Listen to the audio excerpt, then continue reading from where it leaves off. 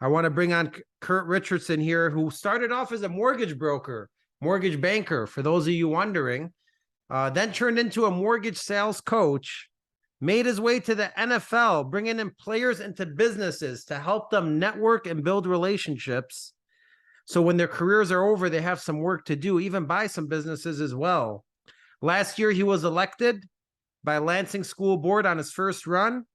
And now he's the director and player of engagement for the Michigan Spartans, 3 daughters, 1 granddaughter, a man that I consider a mentor, an idol, and somebody I could reach out to for advice at any time. And I said, there's nobody better right now in this market, in this world, to bring onto this show than my man, K. Rich. Welcome to the show, brother. My brother, I appreciate you. Let me do a couple things here. Yes. The first is this. Look at your setup, man. You know, we did one of these about 5 years ago, almost 5 years ago exactly, because my twins are 5 years old now. They're going to be 5 years old in a couple of days. And I'm just seeing your thing take off. I remember specifically you saying, how are you getting keynotes? How are you doing this stuff? And I'm like, dude, you're doing all the work. It's going to happen. And this is crazy. When we linked up on Instagram yesterday, I'm like, look, oh my God, it happened. It happened. And like, dude, we're gonna talk about reverse inspiration. I'm like, man, I'm not working hard enough. My guy Ace has figured it out. And I just kudos and salute to you, man, because I'm lucky. I'm lucky to be on this call and know that this was a desire of yours. And there was a point where you're like, how in the hell am I going to do this? And that's so familiar to so many people that see an end result that they want to mimic or have or desire to become. And they have that feeling that you had. And now you've had both. Like, how the hell do I do this? And now I'm scrolling. I'm like, this guy put out 40 videos yesterday. Like, what in the hell is going on? So shout out to you. I'm lucky to be on, man. Thank you. Thank you. I might have to go back and watch that old podcast 5 years ago, man. I got to watch it and see what we were talking about and see what manifested from it. Yeah, it's interesting. I love it. Second thing is, just so people know, and this is like a first nugget. In 2007, one of my buddies said, Kurt, you got to stop writing down so much stuff. I was a pen and paper guy. Now I still am. Everybody that sees this and knows me, I'm bringing a pen and paper, but I'm instantly going to send it to an email. So I have an email called Stuff that I started sending myself September 21st, 2006. So 17 years worth of stuff in there. And when me and Ace were talking before, I was like, oh, based on what's going on now, I think we got some stuff in there that we got to talk about. So if I'm looking down at my phone, it's not that I'm not engaged in this thing. I'm hyper engaged. I'm 2 feet in. But I don't want to miss the stuff. There's stuff in here, stuff that people need. So appreciate the opportunity to chat with your people. And then people know that I'm in. I'm not out, I'm in. I think you're always in, man. That's what you're known for. And that's why I brought you on the show. You're a guy that's always in. It's important to surround your people with people that are always in. Look, we got minimum time and I got so much to talk to you about. Let's jump straight into it. You started off as a mortgage banker. Tell us about that, man. What year? How did you start at mortgage banking? And how was that experience for you? Yeah. So early 2000, late 2003, early 2004. My buddy, Joe Keller, who's going to be watching these, one of my best friends on earth. We grew up, you know, we both had these hard lives and kind of figured it out. Like, you know, you're lucky to get one person out of the hard knock life, let alone 2 in the same grade that, you know, we had an apartment together. We didn't even have 2 beds. Like we had a bed, like a bowl of, I'm talking hard life. People around us thought because we were kind of a big deal on campus. And I know that sounds terrible to say that we were living this glamorous life, but we were 2 dudes in we were in a 1 bedroom apartment, not a like there's just a bedroom in there and sharing bowls of rice. But in any event, I was in sales early like you. I just knew that was the way for kids like me. You know, I had the opportunity to play sports in college. I just didn't care about anything else. Like I was a sports guy and I was going there to like kinesiology. And then I had a daughter early. I realized like I can't afford to be a teacher. I wish teachers get paid more. That's why I got involved with the education. But it wasn't going to happen for me that way because I had a real life happening. And I was really good. I was like the #1 sales phone person at Radio Shack and helped Joe get a job over at Best Buy. And, you know, over time, a bunch of stuff happened where we ended up in this Quicken Loans, which was what it was called back then, ecosystem. And he got the job and a crazy thing happened. I kept getting calls for their recruiters. I'm like, dude, I'm not going to do this. Like, I'm from the projects. I'm from the real hood. Like, not, oh, we just had it bad. I'm from the housing projects. We didn't even have rent. So I don't know what a mortgage is. And I'll never forget, we were riding dirty, not doing the right things, but we were in East Lansing, Michigan. And I had spilled a 40 that I was drinking in Joe Keller's car. And I opened his glove box to get napkins out and his paycheck was in there. And you know, what do you do when your best friends all of a sudden got money? Like, you open that damn paycheck and look at that pay stub. And I think at the time the pay stub was like $5,800 for a month worth of work. But to me, that was $10 million. Like, you know, I was the #1 guy at Radio Shack. I was getting all these awards from like Sprint and stuff, and I was making like $2,900. Like, he's doing double that, and he's like brand new. I mean, he was brand new. He was an early star back when it was really small company, 300-400 people before it became what it became. And I was like, oh, that's where I gotta be. So I did it, and I wrote like 6 loans in my training class. Like, they used to do this live sales event, and I'm sure they were all terrible loans. Like, you know, nothing closes. You're just trying to get people to say yes. And you know, over time, really quickly, some things happen outside of work where I realized this what I'm doing now is going to be my path. Like that interview mentioned, Ndamukong Suh showed up at Quicken one day when he was drafted and just wanted to meet the owner of the company. I'm like, that's interesting. And I started figuring out like, oh, snap, I speak that language. I can get these dudes. These guys that grew up like me that have this crazy once in a lifetime opportunity. I can get them to cash that freaking check and show them how to do this. And so, you know, mortgages up and down crash. I had an opportunity with one of the VPs there. They're like, dude, you got the gift of gab. Why don't you teach our people? And I was trying to, you know how it is sometimes at those places. If you're any good or you have even a little bit of baseline, they never let you quit. So I was just like, all right, cool. I'll get into the training side, which I didn't think I'd like, and I loved it. And so you're taking a hit money wise, but I realized early on, oh, I'm building a skill that I'm about to cash the frick out. Like, thinking about what we're talking about, how do you get on stages with 10,000 people, 12,000 people? How do I have like you coaching clients all over at big CPA firms right now. I'm working with a lot of executives. How do we get all those reps that you need to be great? I got paid to do them because I was running training classes, courses, all of that stuff, and really figuring out like, okay, here's something I want to do that I'm good at. And even though it's paying less than what banking was paying, I knew like, you know, money only spends one time. This is a life lesson. Money spends once, experience spends over and over. I knew I was getting the right experience for what I wanted to do. And so, you know, truth be told, you know, that's a multi-million-dollar decision. And you just figure out like, oh, it's the questions. It's the making things digestible. It's the analogies. It's being able to have empathy to somebody like we're talking about before. Like, the market's haywire right now. And if you're in it, it's hard to level set. But from the outside, you might be able to give a different POV. So all of that stuff was a knack to me, but I saw 2024 back then. And I think it was 2009, 10 when I went into training. I saw 15 years in the future. I knew I'd be doing this. And it all started when you seen Sue in downtown? Yeah, that was the first thing. So at the time, I had watched so I met Sue at the front door. I don't want to get into all that story, but basically there weren't a lot of people that wanted to deal with like this giant guy at the front door trying to talk to the owner. And so that's how it got on my radar. And he had a good relationship with some of the people there. But that's how the buzz went around the office. Like, what the hell's Sue doing here? And the same guy who taught me about stuff, he ended up having a relationship with him, and we started taking him out around town and living a pretty good life, standing on some furniture in Detroit, Michigan, USA, and having a good time. And through that, you start to see what makes these guys tick. And it's all the things that you think, oh, here's the first overall, our second overall draft pick. Like, here's this guy who's got $30 million and he wants more. And if you know anything about Sue's journey since then, he'll be the first billionaire football player. Like, I mean, he's friends with Warren Buffett. He is friends with Stephen Ross. He is friends with Dan Gilbert. He is friends with Divik Pritesh. Like, he is friends with Shrevin Peshnavar, the guy that got Travis Kalanick to start Uber. Like, he's in a one-of-one circle. And so you could just, if you were paying attention, I could feel that early with him. And I was like, oh, I'm going to learn all the stuff he cares about and then teach the guys who aren't drawn to that. Like, oh, wait, just so you know, there's this other life that you and I, Ace, are qualified to call up Nike and like give them ideas and give them coaching. They're not taking our call, even with all our success. But Steven Jackson, who I work with, or Jamal Charles, who I work with, who's going to the Hall of Fame, hopefully this year, they can call. They never even worked a day in their life in business, but they can get that call picked up at Nike. Mm-hmm. And it's like, okay, you can get the call picked up and I can put people in your life that can make that call worthwhile. And so I just kind of just knew all from that conversation. Yeah, and you connected the two together. You said some great things there, man. You said, even if the money wasn't there, you were cashing in the experience. You said money, comes in once, experience is over and over again. Yeah. Right. I think that's very important for some people out there listening, that sometimes in their life or in their careers, I say, make the tough call, even if you don't think you're going to get it. Work the days, even if you don't think it's going to be worth it, because those are the days where you learn the most and you get the most experience. A lot of times I do things knowing I'm going to fail for the experience, and people never get it. And I say that you learn more from experiences than anything else. And the failures are the things you remember. Nobody remembers the pleasure.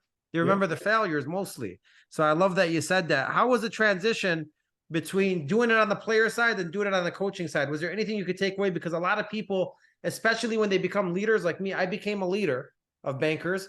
And then when I was a leader for a couple of years, I said, oh my God, if I go back, now that I know it like this, now that I'm pushing people and begging them to get in the game and they don't want to get in the game, let me just go back one day and see what happens. And I did end up going back one day, and I, demolished it, demolished the comp plan because I already knew. Did you have that kind of aha moment going from the player side to the coach side? Yeah, I did, but just in a different way. So what happened is, at that time, and by the way, just so everybody knows, I'm a dual citizen. I went to Michigan State with Matt and, Quicken changed my life. So I'm a dual citizen, and no one wants to hear that, Southeastern Michigan, but that's my real life. Like, I'm right down the middle on it. But I say that to say this, like, at the time, the company Quicken was buying businesses, and I had some opportunities to go in on behalf of that company and teach culture, some of the things that we talked about. And you start to learn really quickly, like, oh, like, this is the mechanism, right? And people get sick of it if you're in it. You're talking about, like, you and I talked about, like, the people you're around and the things you believe. And, like, I seen something that you put out about a morning routine. If people seen my morning routine, they would be like, bullshit, this dude does not do that every day, but I do. It's my real life. All of these things, you start bumping into C-level people and new people that are buying and selling businesses, and you start to, like, I just looked at my experience was like a snowball, and I'm picking up stuff, but I knew, because again, I could see the future, and I know that sounds corny and it's tough for people to deal with. I could see 20, and I'm not there yet, but I could see 2030. I could see 2030 when I walk into a building with a Trevor Lawrence or a Lamar Jackson, and we buy $1 billion business, with like 100 million cash in the game. I could see that. And so I'm accumulating these experiences that are going to matter later. And so some of that is like, hey, we're not doing it that way anymore. And I know this is your business, founder. Like, when you buy a business, and I've been on this many times since then, a lot of times the first thing that angel investors or VC do is they replace the founder with, like, what I call professional CEOs, like people that just come take over, stand it up if you're going to IPO it.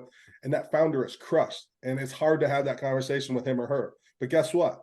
That's how you learn. Like, I don't want to have that call. This thing that you built, this is your baby, and we're not going to do it your way anymore. I would avoid that too. The same way somebody might avoid calling a denied client or any of those things. All of those skills, man, you're accumulating something that's powerful and valuable. But I just could see 2030, and I was like, okay, I'm just going to tell her that it's not going that way anymore. Or I'm going to tell her that she doesn't work here anymore sometimes. Like, I've been in that scenario recently. Mm-hmm. And you said morning routines. I'm addicted to morning routines and fascinated by them. What is your morning routine? I have to ask. So the first thing is every morning, this is a super cool thing that happened with my wife. I didn't even know that she picked up on it. Our mirror for years, decades, had if you remember the Red Bull jumper, his name was Felix Baumgartner. He went up in a balloon to the outer space and just jumped out. No one knew it was going to work, right? It's just one of these things. And then when he got out, he started spinning. It was all crazy. It's like a holy shit moment in human science. Yeah. But what is inside freaking him when he's up there? There's no Uber to call to get back. Yeah. There's nobody to kind of help. It's not NASA sanctioned.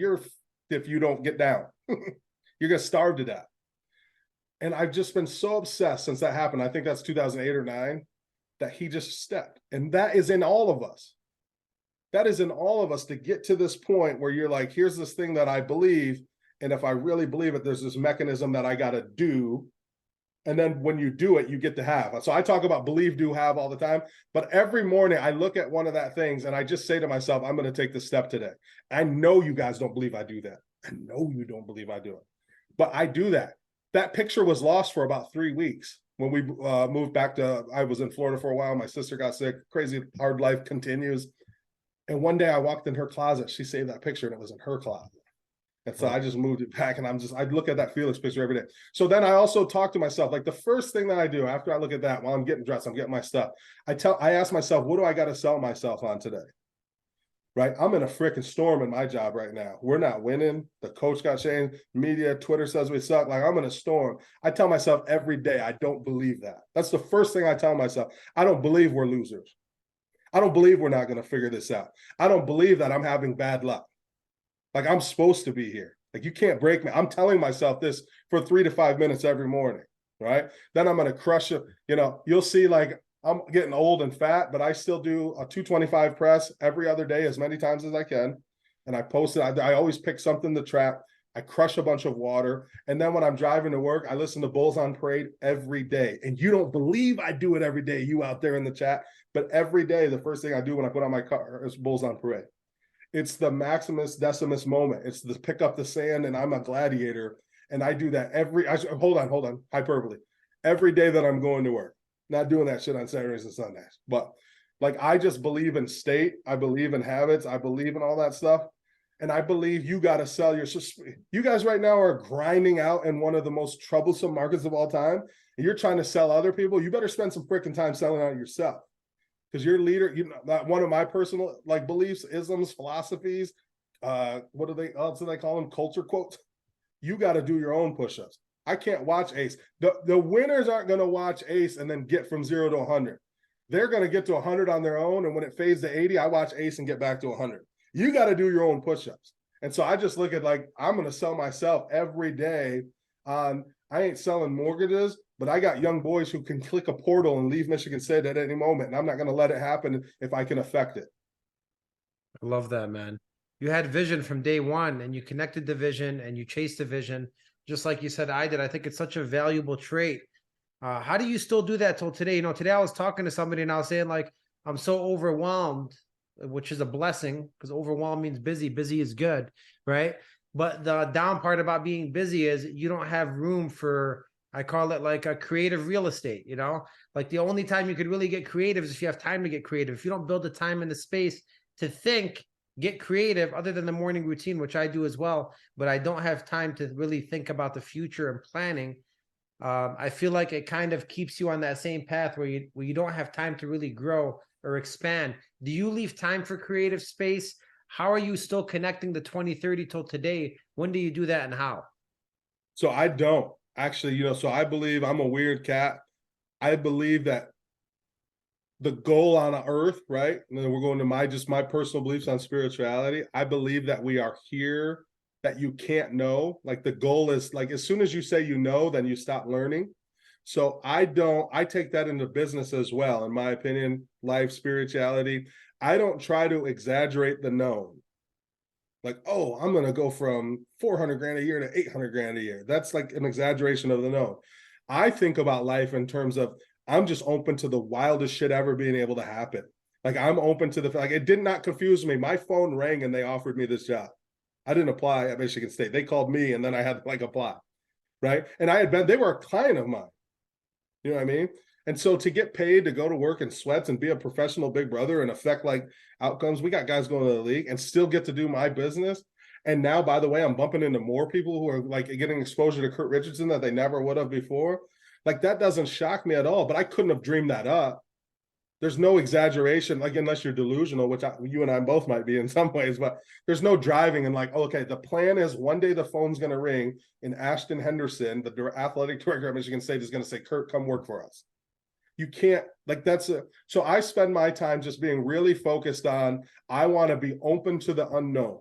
I want to be open to the unknown. Why did the coach get fired a month after he hired me? I don't know, but I'm open to I'm looking. I got my head on a swivel. Why did we lose 2 games on punts in the last, like, 2 weeks? You know, and why did those kids have to suffer that? Like, Iowa Kinnick Stadium's it's one of the toughest stadiums in America to play, and I watched my boys suffer. 78,000 people telling them they're no good. Why did that have to happen to us? I don't know, but I'm open to whatever we were supposed to learn. Why did we blow a 21-point lead in 8 minutes and 30 seconds at Rutgers?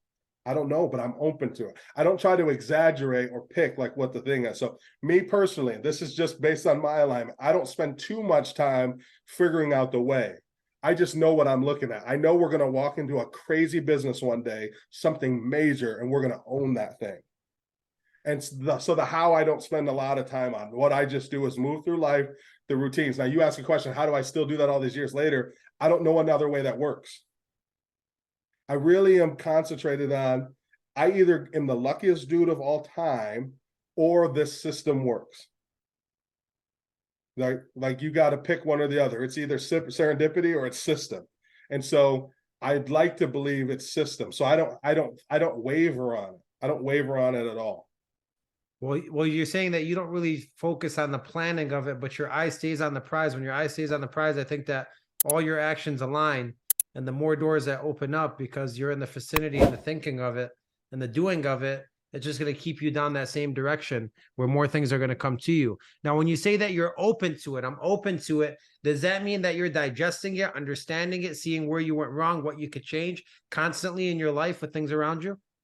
Yeah, I'll give you a real practical example. There's a family in Western New York. The dad is an incredible business person. He would be a billionaire, except he likes ownership and not private equity. But he's got many, many successful 9-10 figure businesses. His name is Tony Ragusa. He owns a company called the Walker Company. I met them just on some being in the crazy ecosystem, and they said, why don't you come to our annual meeting out in Buffalo and just sit? And if something sparks, let us know what it was. So I'm just, yes, I'm open to it. Get on a plane, they fly me to Buffalo. I don't know anybody there. Sit in like a business meeting. They own cloud software companies, recruiting companies. They own a nice Italian restaurant. By the way, if you're in Williamsville, New York, you got to go sit there at Giancarlo's. It's the best Italian restaurant I've ever eaten at. Sicilian people. Long story short, inside of that meeting, they're talking, and I'm like, oh, there's a thing. Long story short, shorter or longer? Short story longer, maybe in this case. 48 hours ago, we were on a phone with a company in Michigan trying to sell them $1 million piece of software that I would get a crazy commission check out. I'm not a software salesperson, but I'm open to it. I'm not in B2B sales, but I'm open to it. Yeah. I'm not a guy that does like I have some people that work for the big accounting firm here in Lansing that I do executive coaching for. I don't know anything about accounting leadership, but I'm open to it. Got it. It's almost like being, optimist against a pessimist. For sure. Well, I look at it. I say you got to have the radio on. Like, you know what I mean? You got to have the radio on. And then the thing is, this is what you and I were getting at. I totally empathize. I know it's crazier now than ever, Ben, but I know when it went from 5 to 7.5, it was very dark days. Like in my memory, it's just a cloud in 2008. Like, oh man, that was tough. So I can't imagine what it was like when it goes from 2.5 to 8. I know what's going on. All that's on the station, though. All that's on the station, and you got to change the station as much as possible. And you got to start putting out your own hit records, and that's what a morning routine does. You got to start writing your own music. What are you going to tell yourself? What are you going to sell yourself every day? It's so crazy, man. It's something we were talking about 5 years ago, probably 10 years ago too, and in different locations we were both talking about it. But the morning routine literally starts you off on the right path for your day. It's the most important action because it's a win 100% of the day. It's 100% conversion rate. The first action. And when you say open up your radio, be open to it. I feel like there's a lot of salespeople out there that maybe struggle or don't change as far as improve, but they're not open to their failures. They're not digesting their failures. They've never, ever heard their own game film before. Imagine a football player that's never watched his film before. Does that exist? Wouldn't happen. Is that different in sales? Or wouldn't it be the same exact thing? Should be, because sales it's not a trait, it's a skill. I've seen so many. So think about this. I was the lead trainer for intake in these 100-person sales classes for years. I've seen people make $500,000 selling mortgages that I wouldn't think could sell like anybody, anything in any scenario. Like just these meek people. And I've seen the boisterous, flashy, you know what I mean? Like got it all guy that can't convert anything. So again, there's so many ways to do it. But what we know is like, wait a second, this is a skill. If you're watching what you're doing, and if you're open to the coaching, and if you're open to the change, but it goes back to believe, do, have. If you believe you can't win in this market, then what you do will be a byproduct. It's the first filter everything passes through. What you believe affects what you do. Now we know what we do affects what we have. And so people try to affect what they do, and that's the wrong step. Okay, I'm having a slump. So here's what I'm going to do. I'm going to start measuring my calls. I'm going to start measuring conversion. I'm going to start getting all the nerdy stuff out, right? No, wrong. That's what you're doing. Go back one more step. Focus on what you believe for 30, 45 days. What you believe is going to change all the shit you do. And then what you do will get you the thing that you want. It'll let you have what you have. But here's what happens when you don't control belief first. All of a sudden, how you are affects who you are. Oh, I'm down. Performance is down. Oh, it's hard. Call is hard, right? That's not to discredit at all or minimize the difficulty of that market. I'm in education. Well, I just resigned from the board because there was a compliance thing. But like, we got teachers quitting left and right. That's a real thing. But how much am I going to let that affect what I'm going to do? None. Why? Because what I believe is we can solve it. Well, it all goes back to the morning. I'm going right? in with that. It all goes back to your first morning, telling yourself, that you guys don't suck, telling yourself what to sell yourself on, which is the same exact thing you're talking about. Like if I tell you, Kurt, like, look, it's the hottest market in the world and it's the worst market in the world. Well, why is it the worst? Because rates up. Why is it the hottest? Because people need you the most right now. People are struggling the most. If you would have went to Michigan State, when Michigan State, let's say they won 3 championships, 3 years straight, they're crushing the game. Kurt comes there, they're still crushing the game. Then Kurt ain't shit because they've been crushing the game. But the fact that Kurt's there right now when there's a struggle and they're not the it team, right? And no one got the varsity jackets on right now, is the time where Kurt really makes a difference. This is a challenge that's going to change you forever. So I truly believe you're at Michigan State at the best time, brother. Same way I tell bankers, they're in the market at the best time. When nobody has bread is the best time to sell bread. That's brilliant. And look at this, consumers. And now we're all part of this, so you don't love it. But there's not 5 or 6 other levers to pull right now. If you're jammed up, the dam will break at some point if people at 3% mortgages that have to refinance into a 7.875 because they've made other choices that have allowed this debt to pile up. Now, what's going to happen is when you get on the phone with that customer, like one thing we talk about is if today was the day you're supposed to win, are you in the right mindset to win? If today was your day, would you even cash the ticket? Right. And so what happens is I know for sure, and this is something media is not talking about because it doesn't sell, or maybe it's too pejorative. I don't know. Right now, people are waiting. The consumer is waiting. The consumer is waiting. And if you're in the biz and you're in the trenches, you're working and getting kicked in the face, working and getting kicked in the face.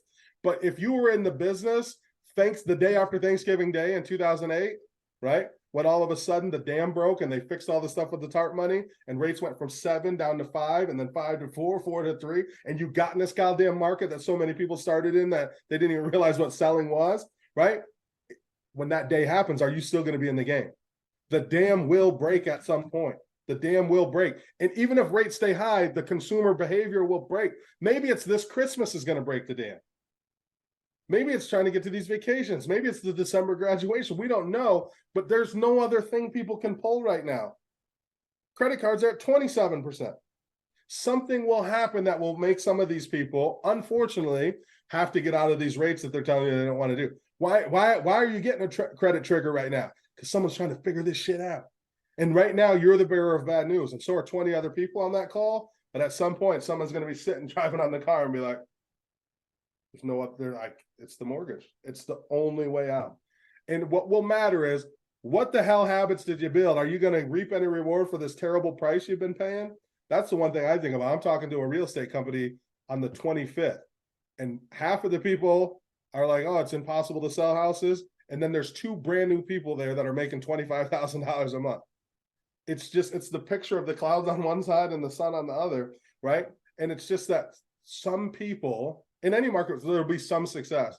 But then some people will suffer immensely and not be ready to cash the ticket when it's their turn.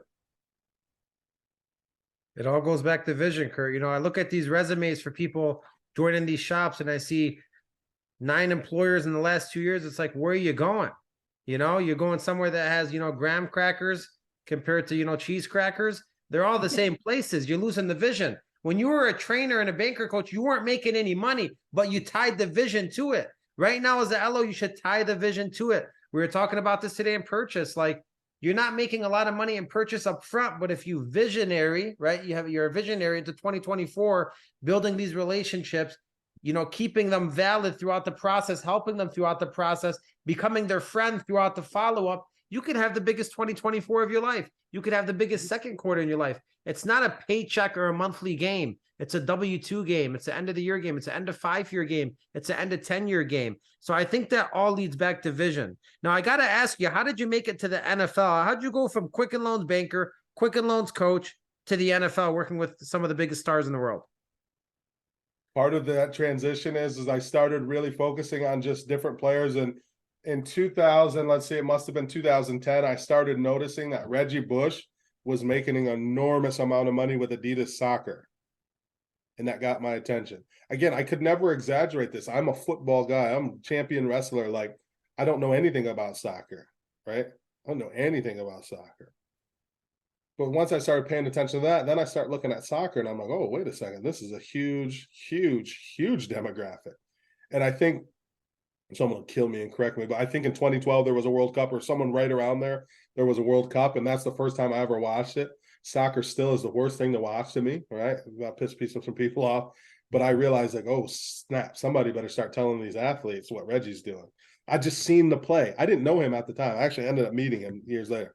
So I started telling athletes, I started doing a thing with the Boys and Girls Club of Detroit, talking to athletes about how to use what I later describe as access. Like, when Joe Keller and I were young and poor, I thought we were poor and had it hard because we didn't have Jordans. We had it hard because no one could come save us.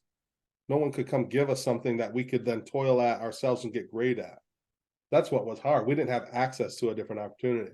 So I started talking to these young folks about, like, wait a second, you're playing this football game.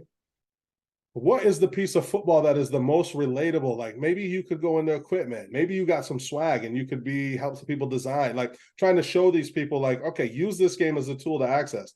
And at the time, Chris Johnson was the best running back in the NFL. I think he rushed for 2,000 yards in 2010, 2009, but he didn't make more money than Reggie Bush. So I just started telling young black kids who grew up like I did, like, wait a second, it's not the skill that is valuable. It's the amount of audience you can reach.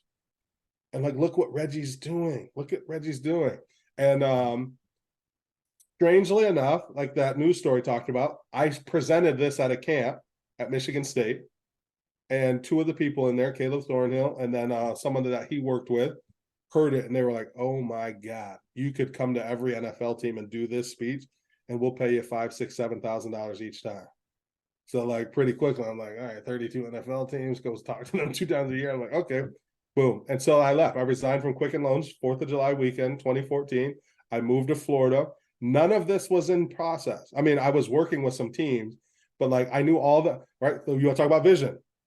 You may or may not know this, but if you had to guess in America, where do you think every NFL player owns a second house? Florida. Miami, Florida. So where do I move to? Miami, Florida.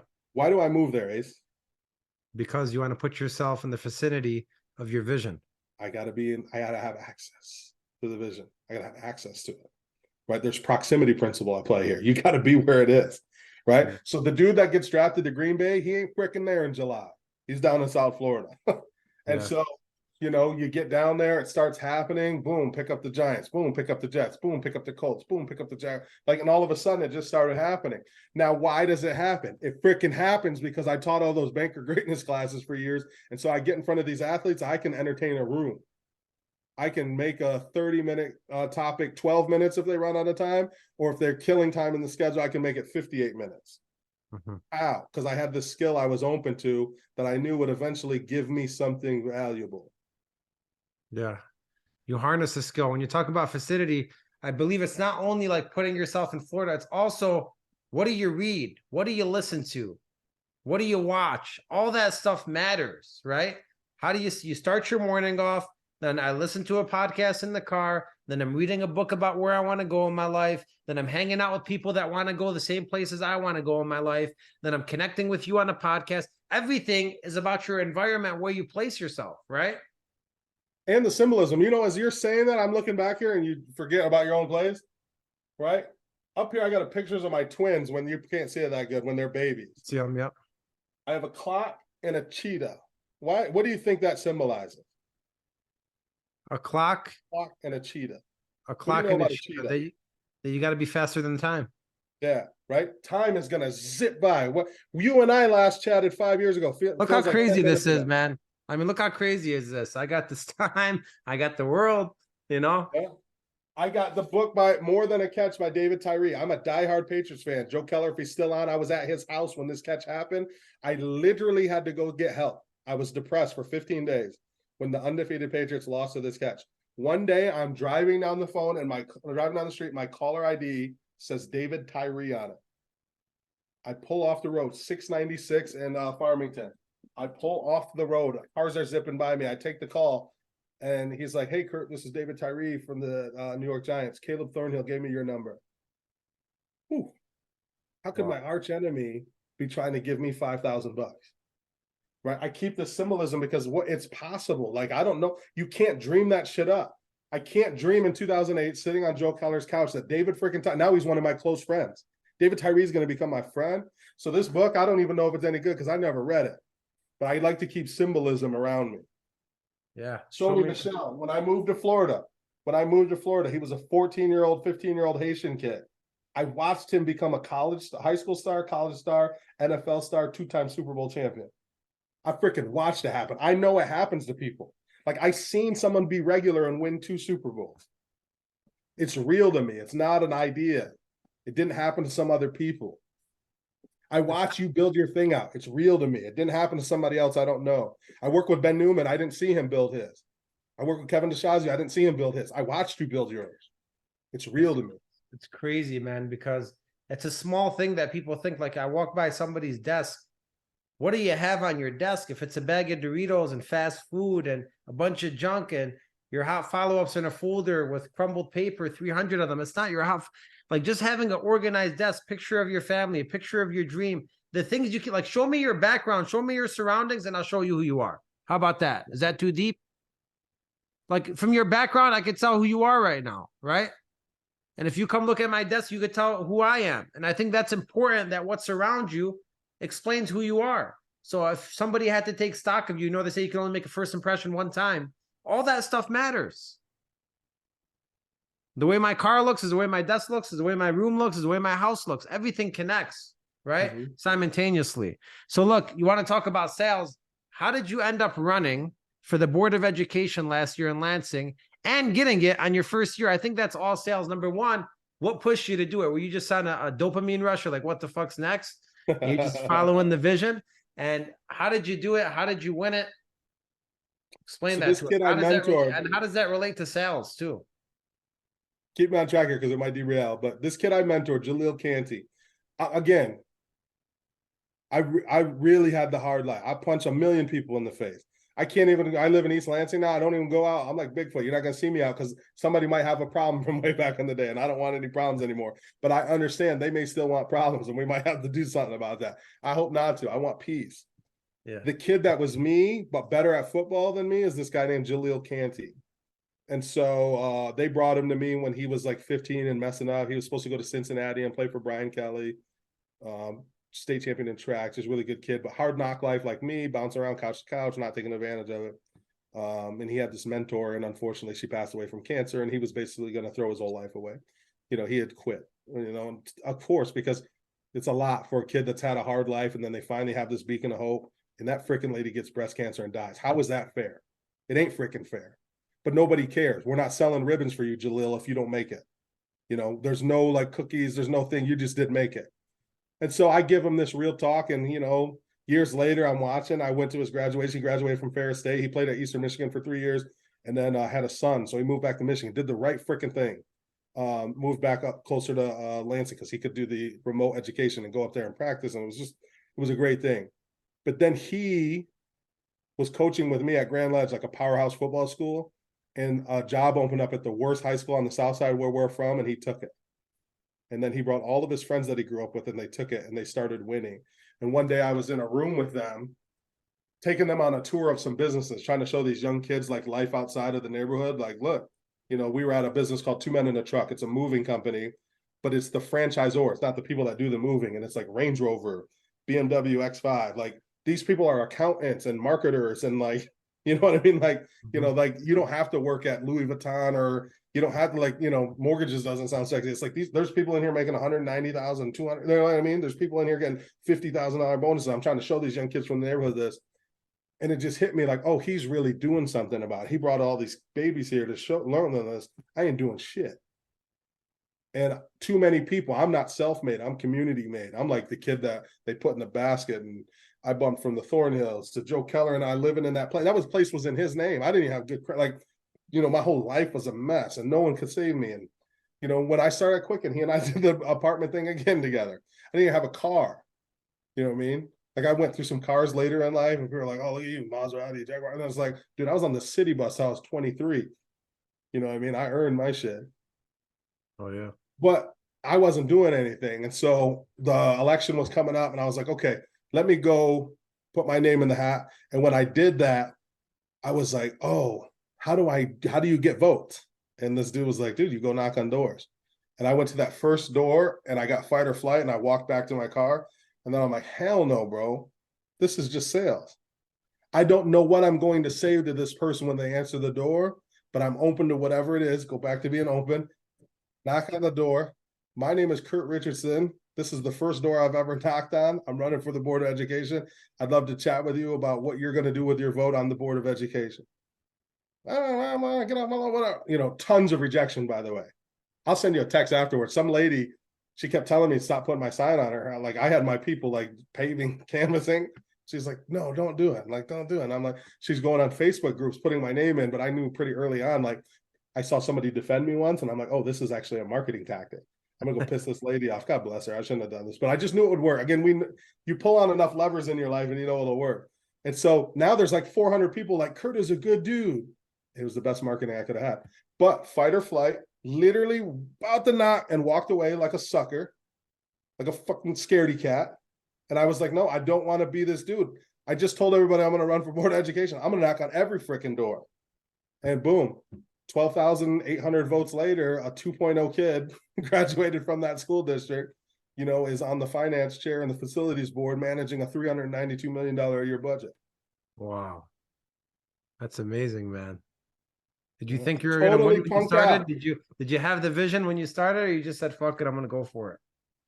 I wanted to do what Jalil did, but on a bigger level. It wasn't going to matter if he won any football games at ever. There's no power there. It's not going to matter. But there's people like he and I don't get this opportunity to run the show. How'd you focus on personal branding as you were going? Because obviously you had to work on your brand if you're going to be part of the state. Yeah. So first thing I did is I started talking to people, and then I just like, all right, what do these people care about? What are they not? What hasn't never, for me, I got like the picture of my family and all this stuff. And it's like, I'm in a really weird situation because I live in a township called Bath in a city named East Lansing that is zoned from the 60s into Lansing school districts. So like, I live on a golf course. I live on the second hole at a golf course. And like, these people are like, this dude's fucking a sellout. Like, look at this dude. But I'm like, okay, I do live in East Lansing. I do, but these are the rules. I'm allowed to run because my house is in the Lansing School District. If anyone's watching this from the area, they know where Hawk Nest is to sign up. I didn't make the rules this way that a house in Bath Township in East Lansing, Michigan is for voting rights in the Lansing School District. And so I was trying to overcome that objection. I was trying to tell people like, I know how it looks, optics, but nobody was asking me about that. And I was like, wait a second, I'm doing the wrong thing. I'm talking about my family. Nobody's freaking asking me about my family. I'm doing the wrong thing. So I started asking people like, all right, Ace, like, what do you care about? Do you even care about the Board of Education? Like, yeah, I do. Well, what do you care about? And it's a polarized election.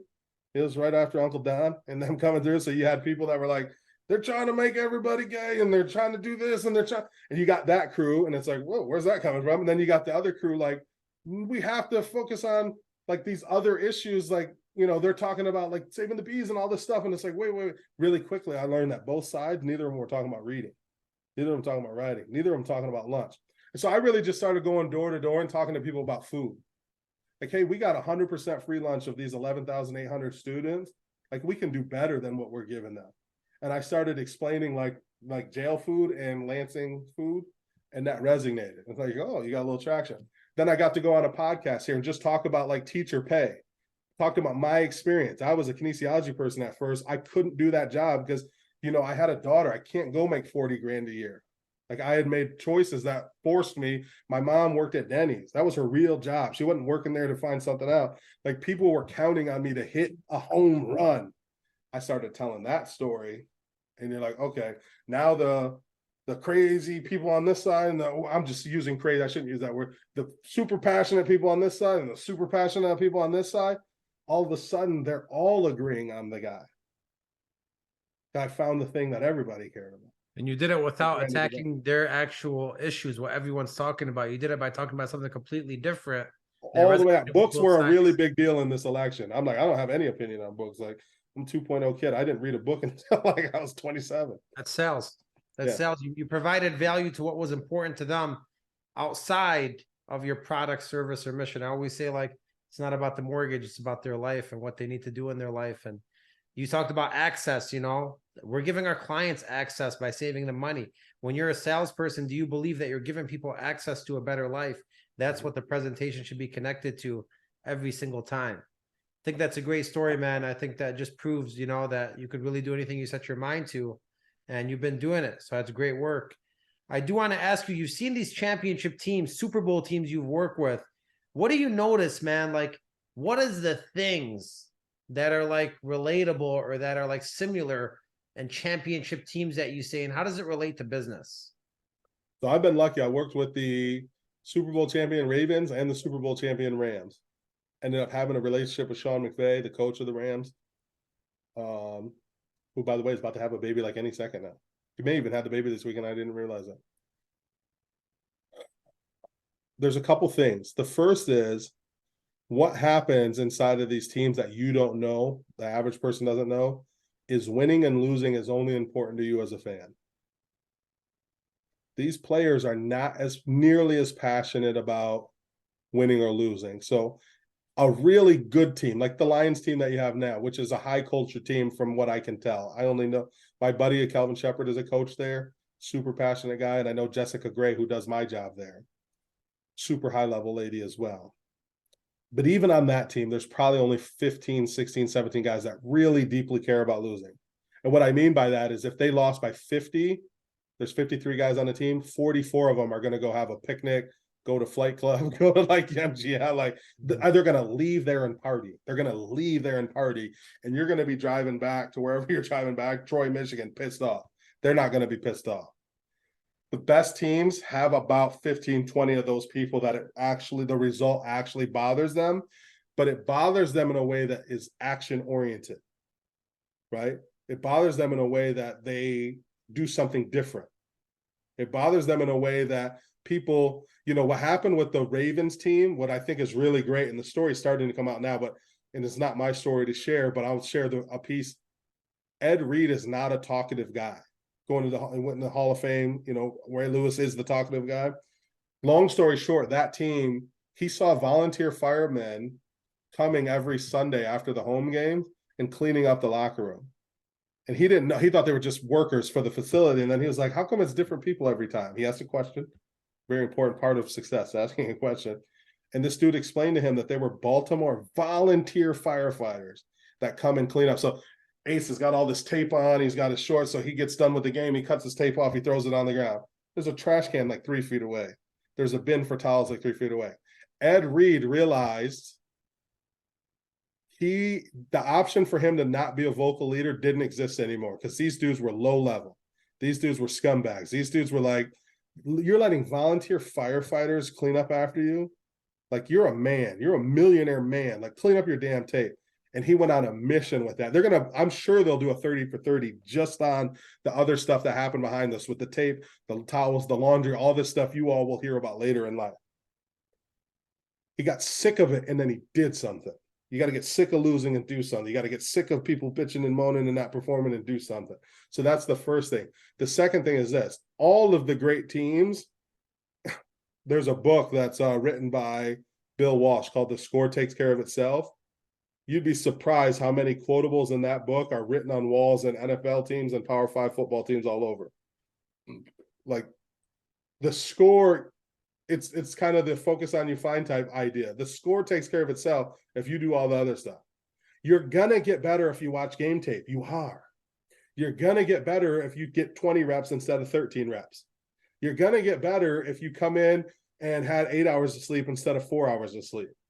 Like, they are able to convey to 53 people right? There's only 1,696 guys on the planet that can play in the NFL, and there ain't 1,800. Like, that's like, what we got is what you got. Like, the next dude who thinks he could have made it, he's on Mars. He's like not even close to being good enough. They're able to get these 53 uncommon individuals to believe in the power of these very common tasks. Get your ass to bed, eat right, get water, take care of your body. Don't chase a bunch of women. Don't chase a bunch of drugs and partying. And you only need, like I said, 15 or 20 of those guys. You look at some of these companies, 4 U's, put 4 of you in any company in the mortgage space or any of these small businesses we were talking about before the call, it's immediately changed. It's a rocket ship. I mean, it's a warp hole to success. Do that in your own life too. Put 3 or 4 people around you that are winning in some area, right? You're struggling and you're committed to the mortgage market. Cool. Find somebody in SaaS software sales right now. That industry is booming. Go talk to them, right? You're not a threat to them. It's hard. Like, you don't probably have a technical idea to sell Prem Cloud or sell some of this stuff, but just go be around them, because that's going to wear off on you. And 36 months ago, they were you. They were like, oh, nobody's buying software. Nobody's doing, all the budgets are cut. So you said 2 things there. Take action and do something, and then do all the other stuff, and winning follows. Those are the 2 biggest traits you found. And then a couple of all-stars. Now, how about for companies that have, let's say, one of me, one of you in there, how do they duplicate? What's the best process to duplicate? Even with these NFL teams and these college teams you've seen, if there's one Tom Brady, how does he duplicate himself? What's the best way to duplicate your stars? In chaos, the option to not be a vocal leader doesn't exist. That's the first thing you do organizationally, right? So let's say nobody's going to write a loan today and you're going to write 3. You got to get done organizationally. If I'm the boss running that shop, I got to have Ace tell story time at you at the end of the day how you wrote all 3. We shy away from that because we don't want to dunk on the 10 people that didn't. They need to know how in the hell it happened. How would they know? That's what I talk to leaders about all the time. Like, how else would they know? Right? When they're not having success, the leader usually will go to the micromanaging of details and not to the beliefs. Why? Because they don't have beliefs themselves. The company has beliefs. A lot of us as leaders, we don't have them. And if we do have them, we haven't shared them.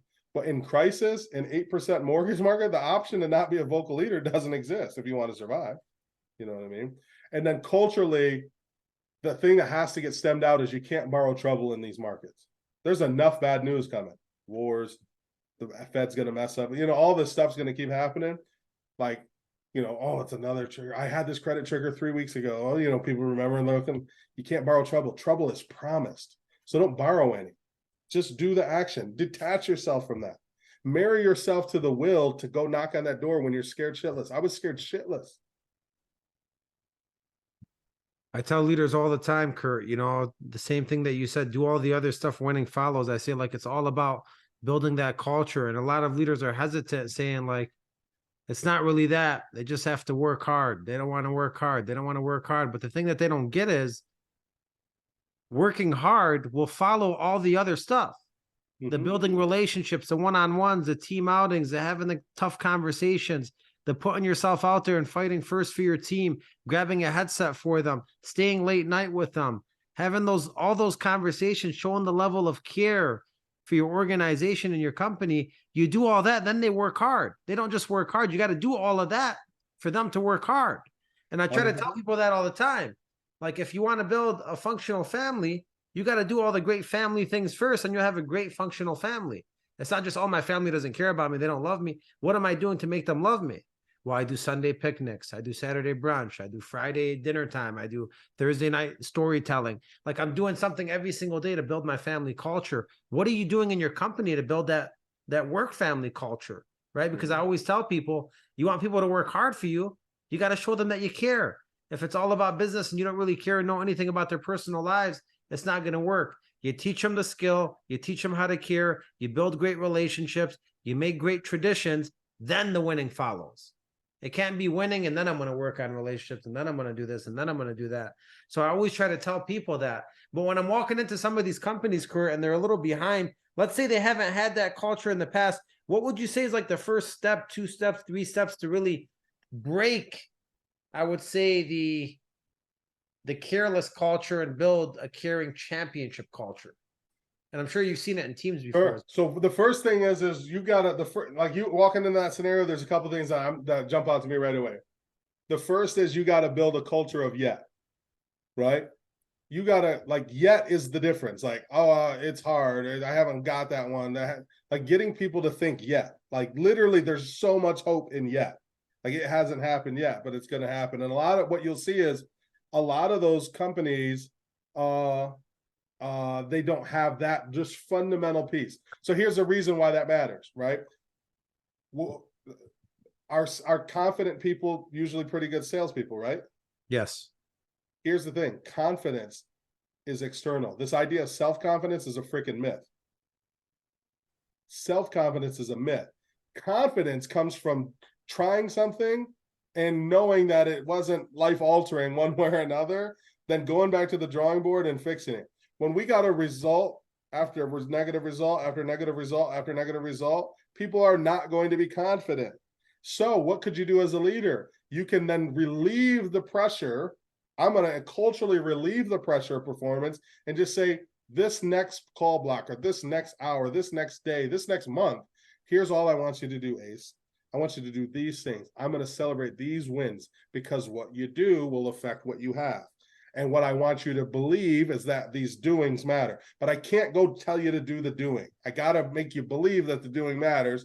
Then we'll work towards the doing. And then when you're not winning, because it's going to take a long time, success has a lag, people. Success has a lag. So you've got to have a mindset of yet. I can't accomplish that yet. It didn't work for me yet. That didn't make a difference yet. So those are two things I'm thinking early on. And then the other thing is leaders really got to use the right dose. Right? What happens in crisis is everybody gets the same dose, and that's wrong. That's weak. That's super weak leadership. That's not even, you shouldn't be a leader if you don't understand the difference in dose. You know what I mean? Like if you think of like syringes of like pain medicine, and it's like, all right, here's Shaquille O'Neal, then here's a baby, right? And then here's so you don't hit them all with the same. You know not to do that. Leaders in crisis, one of the weakest emotions that comes out first is that they start doing everything with the same dose. People start talking in absolutes. You actually use the film in your example. They don't want to work. They implies more than one person. Right? Who is they? Right? Smith might not want to work, but that's bullshit, lazy shit if they don't want to work. Right? And so what happens is people are using the wrong dose. Oh, it's, no one shows up on time. No one cares about the result. No, and it's like, hey, this is the loser checklist of leaders. You're not using the right dose. What do you mean all? They, absolutes, no one, ever, never, always. All of that stuff to me, when I work in consulting, that's like the little loser checklist. Like, oh, okay. Oh, they're all bad leads. Oh, okay.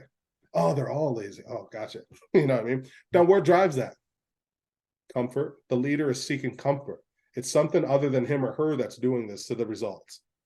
That's you, baby. It's you, dog. Right? You are using the wrong dose. You are not focused on the things you believe. What you believe is wrong. It's affecting what people do. And because it's affecting what people do, it's affecting all the results that all of you have. Believe, do have, believe, do have, believe, do have. I love that, man. I know right now you're director of player engagement for Michigan State. Do you deal with a lot of people that have a broken belief system? And if so, how do you fix it? Because there's a lot of people that might be on this call or listening that maybe haven't had their best month ever. Maybe they had a small check. Maybe they haven't had a good check in a long time. Maybe they're behind on their bills, behind on their goals. They don't know if sales is for them. The belief is broken.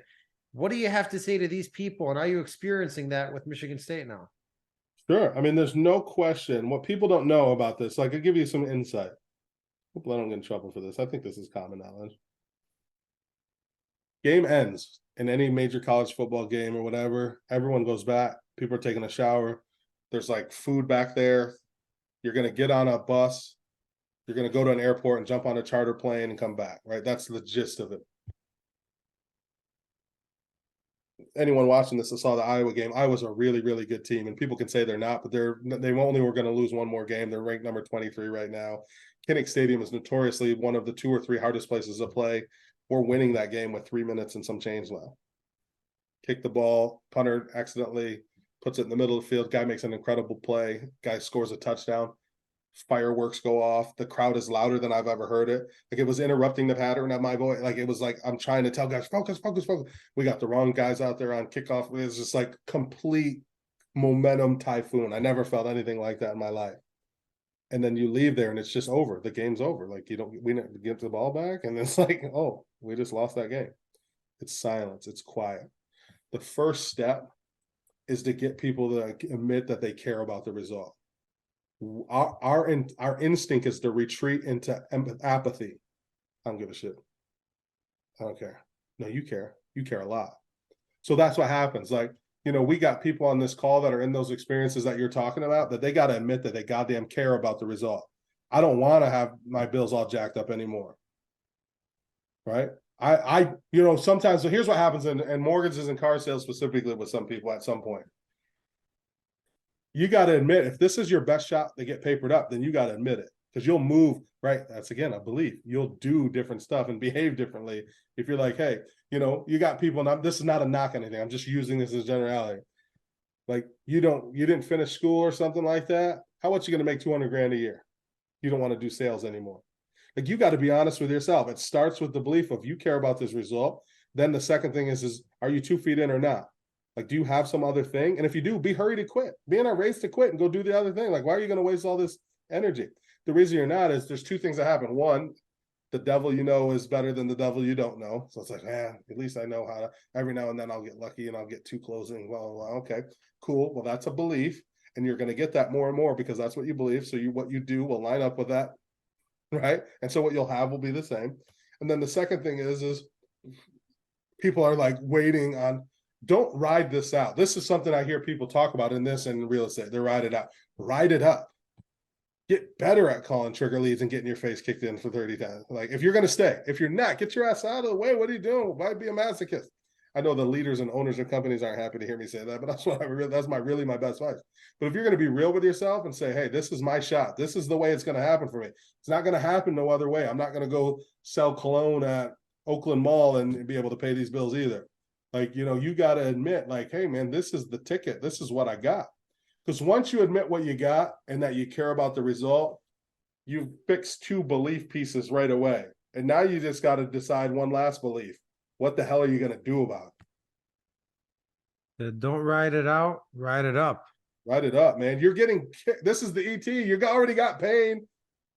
Everybody's saying it's the worst of all time. Cool. Well, if you're in it, ride it up, man. Get something out of this. Right now, everyone, I'll be honest with you. This is how I feel. And this could go sideways on me. If I were doing this job right now, I wouldn't give a shit about the results. You got the best excuse of all time. Just go ham in your effort and tweak and rope, like try different stuff on the phone. Like, it's hard. Like, you have the backdrop of, well, it's impossible. You have the backdrop of it's hard as it's ever been. Why are you going to have it as hard as it's ever been and then also not get better? Why would you do that? Like, you're like in an impossible situation mentally. You're telling yourself it's impossible. And then you're doing the lowest freaking common denominator of worthless stuff. Like, and expecting like something to happen. If it's truly impossible, then go for it. Really tinker, go in the lab, figure it out. Right. But people don't want to do that. People want to, here's what happened. The price changed, Ace.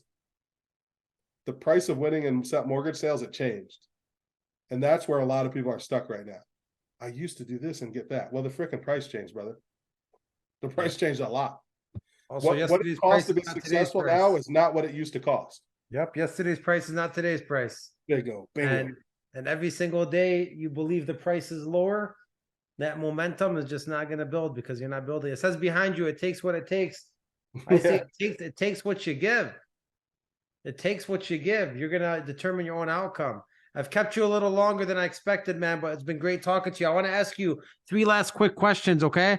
Who's your we got time, by the way. My kids are asleep, so if we got any questions, somebody can hit them in the chat, or it doesn't matter. Yeah, I got 3 of them for you right now. Okay. So the first one is, who's your biggest star idol that you worked with? Your biggest mentor, your biggest star, your biggest idol that you work with, and why? I guess somebody you look up to the most from the people you've worked with. So I've only been starstruck one time, and this won't even resonate with a lot of people. My favorite player of all time in the NFL is a guy named Eric Berry. He's not going to go to the Hall of Fame, but he's right on the border of it. He's a safety from Tennessee. He got freaking cancer when he was a young player in the NFL. All his hair fell out. He was going to lose his legs, and he came back and became the #1 safety in the NFL. And so, you know what I believe? I believe you can't stop a go-getter. Like no one can do anything to somebody who's made up their mind. They can't. All they can do is kill you. And so, for me to know what he went through to do that, like the average person doesn't have a freaking clue how hard it is to be one of the 53 on an NFL team. They think their friend at Fordson, they think their friend at Orchard Lake was so close. He wasn't in the freaking neighborhood. He wasn't even in the top 25,000. You know, it's just so hard. And for this guy to have cancer, be whittled down to 145 pounds and come back and be an all-pro, not a pro bowler, all-pro. That means you're the best 1 or 2 players at your position in all of football. So in safety, there was 2 all-pros, and he was one of them after cancer. You know what he had to go to mentally to come back from weighing 135 pounds to doing that? By the way, to just not freaking die when he had a deadly cancer. You know where he had to go mentally? Get out of here. So I worked with him, and I couldn't talk to him. We were in a suite at the Brooklyn Nets game, like afterwards, and he's like asking me questions on networking. And I'm like, dog, I'm gonna have to holler at you in a second. I gotta go. I'm about to pee my pants. Like, I didn't say it on some fan shit. I was like, dude, I gotta pee real quick. I'll be right back. And I just never went back in the room. I didn't want to talk to him. I may have cried. So that won't be exciting to the fans, but Eric Berry's that's the crazy one. I just 2 days ago sat with Barry Sanders at a practice, and that was pretty wild as a kid who grew up in the 80s. But that'd be my answer to that. Eric Berry. Awesome. I've heard that name before. I'm not sure if it came from you or somebody else, but I know I've heard it before. Sounds super familiar. And then my boy Andrew Lang told me, shout out to Lang out there. Andrew Lang told me to ask you specifically about the 40% rule. You might have mentioned it last time to me 5 years ago. I might have forgot. Could you remind us what the 40% rule means and how it applies to leaders, owners, and salespeople today? For sure. So one of the guys that I do some spiels with, some talking with, he is named David Rutherford. He's a U.S. Navy SEAL, and he has a very famous podcast with this guy named Marcus Luttrell, who everybody may remember because he was the lone survivor. And they have this thing that they believe that they had taught me called the 40% rule, which is that when you're really all the way out of it, exhausted, you're only at 40%. Like the ratio of your brain wanting to quit emotionally, physically, all of that stuff, there's so much more left kinesthetically, just pure caloric power left in your body. And so what he is probably talking about is the fact that, ironically, of me working at Michigan State right now is as a walk-on football player, one day in the late 90s, the strength coach was no longer there anymore, but just came to practice and hung out with me for a little bit, Ken Manny, during a series of 100-yard sprints in Old Spartan Stadium when it was 125 degrees on the thing. We were supposed to do 17 out of them, which is a lot. It doesn't sound like a lot, but 1,710-yard sprints. And at like number 24, I just ran out of there. And the shitty part about that is that team went on to win the Citrus Bowl. They beat Michigan that year, 1999. When I got to the parking lot, so literally after like 1 minute reprieve, less than a minute, I was fully recharged. I could have done the rest of those. But what happens is that panic kicks in, like, get out, quit. Oh, that's in all of us. And so when you talk about the 40% rule, Marcus Luttrell, while he was shot either 18 or 28 times, it's one of those big crazy ass numbers. He rolled and walked miles and miles and miles way after he thought he was going to pass out. Wow. And we all have that in us right now. It's kind of like when they say, start counting when it hurts. Yeah. Right? David Goggins, you follow him? Oh, yeah. He's an absolute monster. Yes, I'm reading his new book right now. What's one shot you have for us of inspiration, something that you live by and die by to end the show the right way with a shot for the Shotcast for all time's sake? Oh, the Shotcast. I'm going to go with the Atomic Habits. You don't get to pick your life. You get to pick your habits. You don't get to pick your life. I know I'm going to rephrase that and go the other way I go with that because of the market we're in. You don't decide if you're going to win or when you're going to win. You only get to decide if you're going to win. That's what every person listening needs to know. It might not happen today. It might not happen in 2023, but you do get to pick if you're going to win. You just don't get to decide when. So you got to show up every freaking day like today's the day. Visionary. Encore _ Curtis is the Yeah. name. I will drop him in the bio as well. We'll put a snippet of this on YouTube and get you out some reels as well. Follow him if you're not following him already. Truly inspiring, man. It's been a great show. Thank you so much for being here. I appreciate you taking away time from your family and your busy life. Keep crushing the game. We're going to keep rooting for you on the side, brother. You're the best, brother. I'll talk to you soon. Thank you, man.